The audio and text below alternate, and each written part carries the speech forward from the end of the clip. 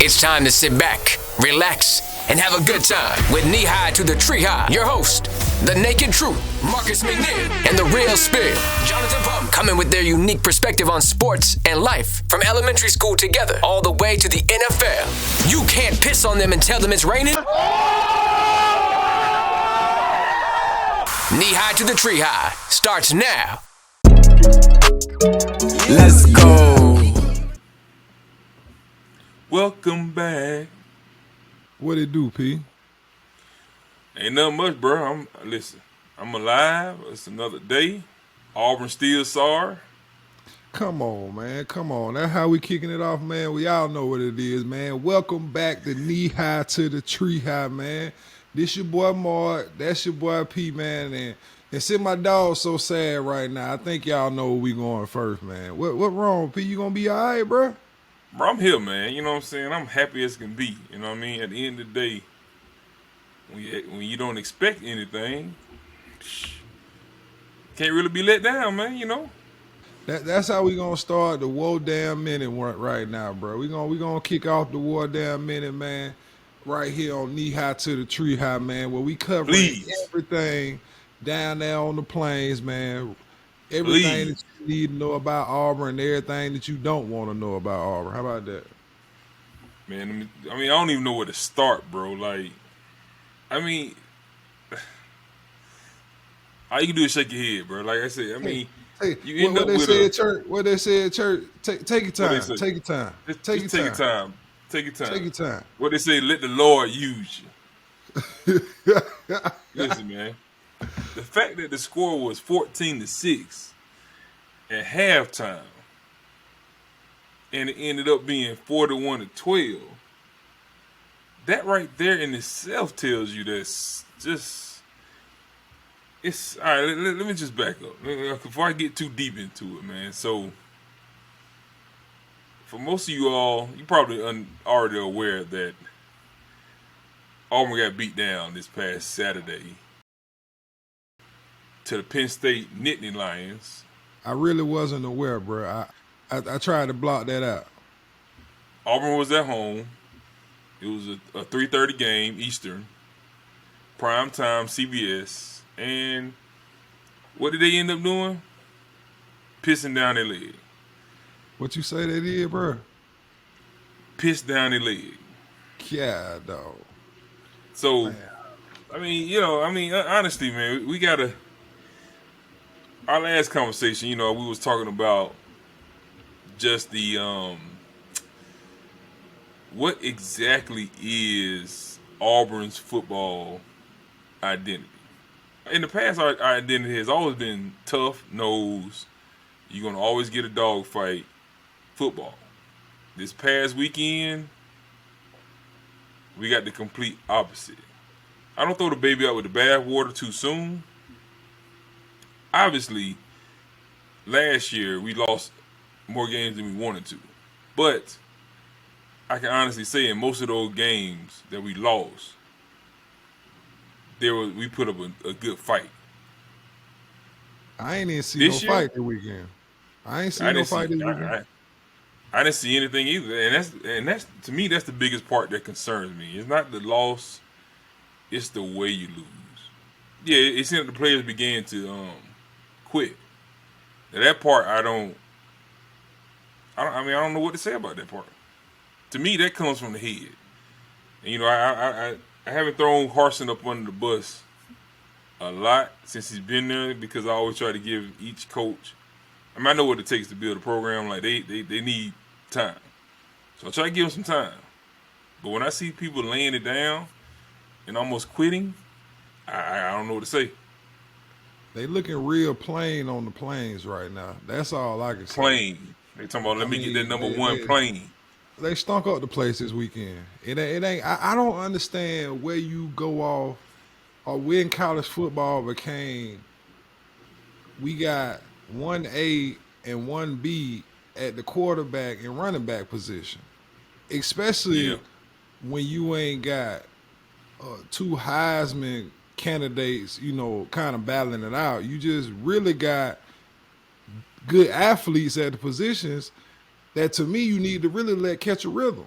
and keeping on snatching TJ Finley out, putting Ashford in, or to me taking Tank out and putting Hunter in, is just messing up too much rhythm. And specifically with the running back situation, it's like a running back need to get some carries to kind of get his legs up under him throughout the game, so that when it comes the second half, he really got those legs where he really dogging and digging in the ground. The running backs call it their legs get a little bit heavier, where they feel like they sinking in the ground a little bit. And I just don't really feel like you get those legs whenever you're constantly switching back and forth. Now, don't get me wrong, Jaquez Hunter is a hell of a running back. I see him get in the game and he's making plays.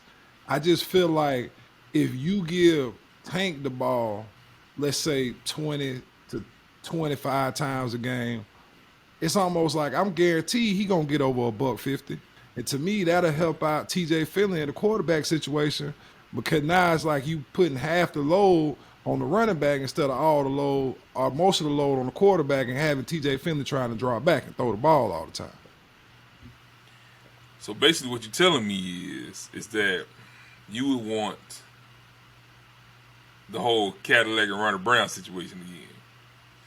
I mean, we all want the Cadillac and Ronnie Brown situation again, but I'm talking about from the situation do we have the Cadillac? I'm talking about from the situation where we handing the ball, we had a horse on the sideline, but we handing the ball to Cadillac 50 times a game.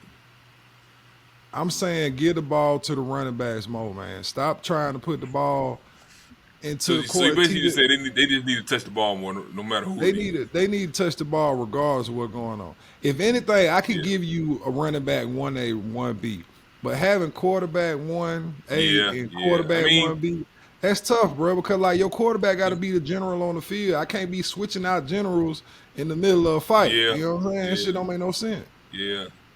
Like, and then we gotta switch gears for one quarterback, and then the other quarterback we gotta switch another gear as far as like trying to figure out, all right, is he gonna run his ball or is he gonna actually pass it? Like, we don't know what's going on. He out there like Vic. I don't know if he gonna Lamar Jackson me on this play. You know, I mean, he got wheels now. He got wheels. He definitely got wheels. I seen athleticism.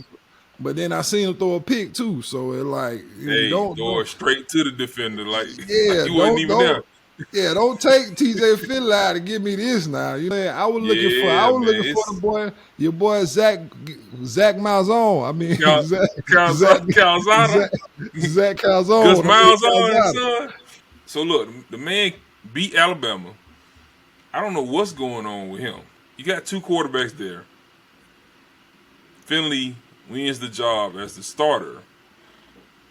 I mean, to me, that does say something, barring injury to Calzado.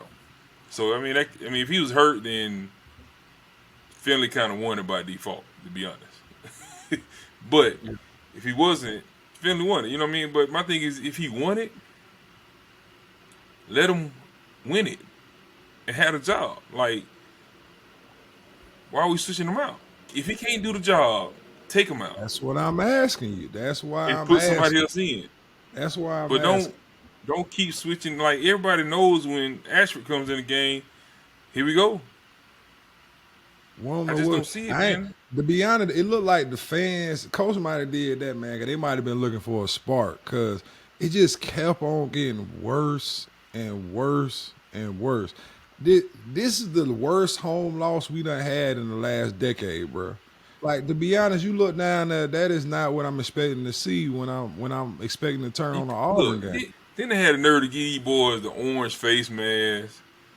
You come out with the orange face mask, they oranged out in the stadium, and you go out there and play like that? Yeah, come on, bro. Man. We got it.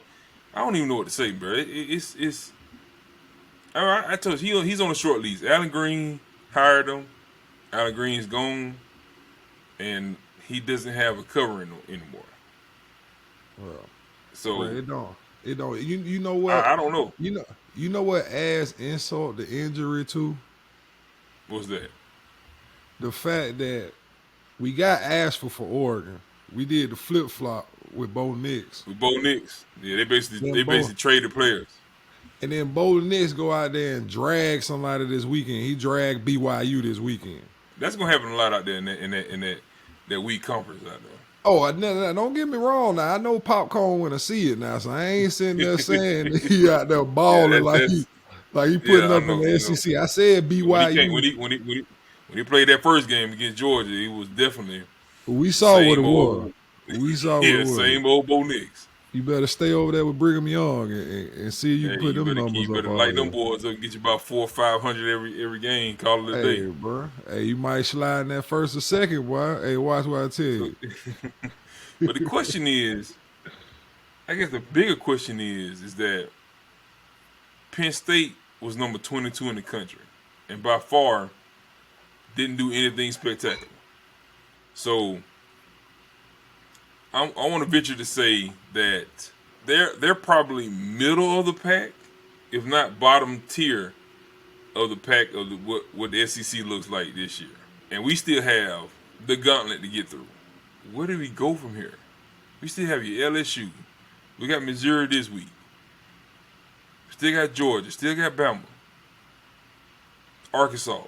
Texas A&M. Like, do we win another game? They gonna have to fight. They gonna have to I strap mean, up and get ready to fight. Clearly, they not gonna come in and manhandle teams this year. That's not gonna be yeah, our MO. They not just gonna come in and steamroll people this year.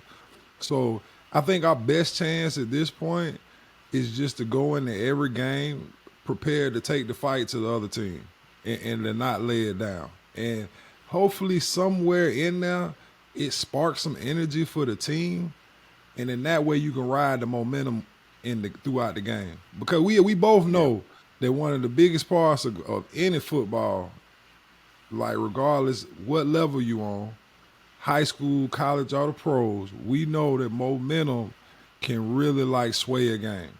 So yeah. if we Okay. can cause big plays, we started off Penn State game with a big play, big hit and a Big fumble. hit. That's really what I was looking for, even in the second half. Like we were still in there for the majority of that game, probably through midway through the third quarter. But Yeah. it was like we was sitting there just waiting for that big play to happen. That's what we Instead of got to making see the big from. play. Yeah, we Yeah. got to find that energy. We got to find that leader on defense, who knows that, like, hey, when we need a big play, I'm going to be that guy to go make a big play. Whether that's a cornerback going up and getting a interception, or we get an edge rusher that's going to come off the edge, sack, fumble, or a sack on a big third down play to get the team off the field. Like, that's what I'm not seeing right now. I'm not seeing that Yeah. interception. I'm not seeing those sacks run up. So I understand when you're looking for the identity, because I'm looking for it too. But if we don't establish a lead on that defense, what we gonna do? Man, I tell you one thing. The team that did come to win was Penn State. First drive, they go for it on fourth down at the 50. To me, that's disrespectful. You in my house with this crowd and you going for it on the 50? That's disrespectful. First drive of the game? I don't know where's the pride. We never really touched on that aspect of the new age college football with the transfer portal. Guys are coming in for 1 year, only been there maybe 4, 5, 6 months, and are asked to have pride in what they're doing for the school. That part it might be tough, and I think a lot of people might not have hit that topic of where the transfer portal is kind of hurting the schools a lot too. Because now you just got guys that's playing that doesn't really have that pride. They might not even know the history on the reason why they play the way they play. Yeah. And so now they just got a bunch of guys playing together who might have just got together in the spring and they just They playing. ain't got they ain't got that chemistry together. Well, Yeah, that's they just that. playing. I think that's a topic for another day, man, because there's a lot of Yeah, switch up that need to happen on the planes, bro. And like, to man. be honest, that culture is something that needs to be built up internally, not just from I think the coaching staff from Harson's standpoint, but from former players, people that's been there, and really have that pride in the War Damn Eagle. In Auburn, bro. Like it's a lot of Auburn pride out there, so it ain't like we turn our back. We just calling a spade, like we say. And ever to conquer, ever to yield, man. That's part of the crowd. Look, we gonna go ahead and put it on the line, bro.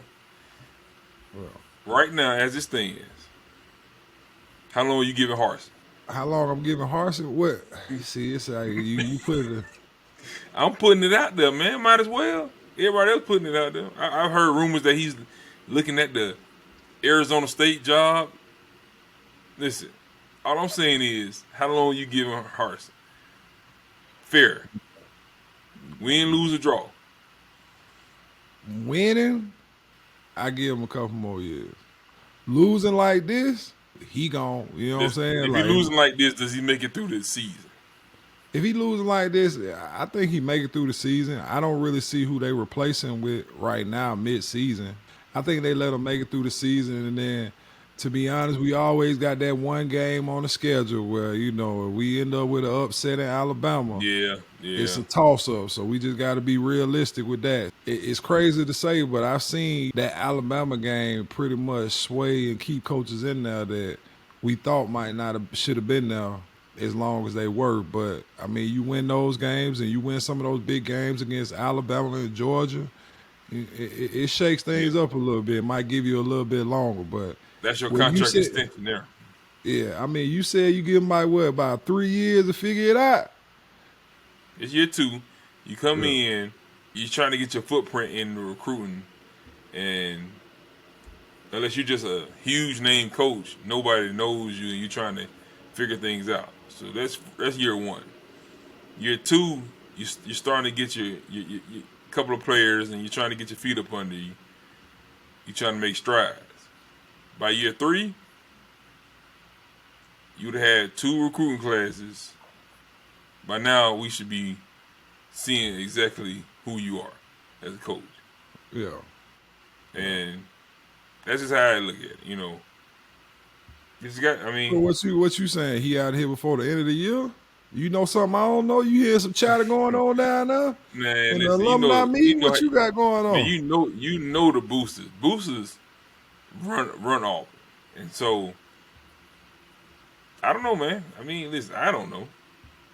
I don't want to say no, he doesn't make it, because I know what it, you know what I'm saying? I understand what it takes. You can't just come in and automatically start winning, especially not with the talent that we was left with.